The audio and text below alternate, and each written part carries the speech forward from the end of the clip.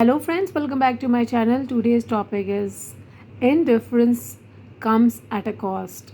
In ancient times, the Rajsuva Yagna was performed by worthy kings to make sure that their rule extended over all lands, to keep in check the rising ambitions of unsurplus kings. Rajsuva literally means to give birth to an emperor. Yudhishthir, by nature, was a reluctant leader. He was a thinker who tirelessly analyzed his every action and strove to ensure that he was unfair to none. But as a ruler of the land, he was required to go against this very peace loving nature, and when the situation so demanded, he even had to resort to violence. He needed to broaden his perspective, factoring in politics, diplomacy, and the elimination of adharma through discipline. Krishna was the one who encouraged him to carry out his duties, thus left to himself. Yudhishthir would have preferred living a peaceful life, but then who would run the country? A righteous person's reluctance to lead sometimes allows bad people to take over. When a good leader withdraws, fearing reaction and complications, he makes way for greater violence for a larger number of people. He cannot justify his non involvement in the process of establishment proper governance by saying, I will not be involved in violence. It is the duty of good people to eliminate the bad leaders among them. It is a painful exercise, but in the long run, a less violent means of governance.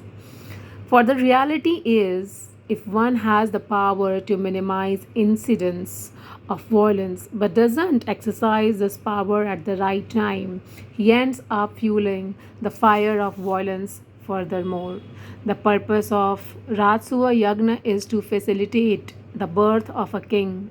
What kind of king the people receive is a decision that rests in the hands of dharmic people.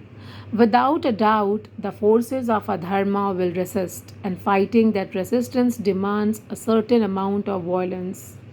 Resistance means unlawful aggressiveness in the absence of righteousness, leader to channel it. Adharmic people are not satisfied with little or even with that they have. Their instinct is to reach out for more, taking by force what does not rightfully or lawfully belong to them.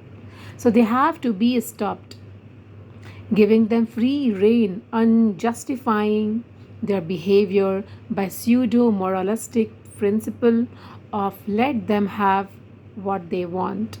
Else it will create violence is a wrong premise.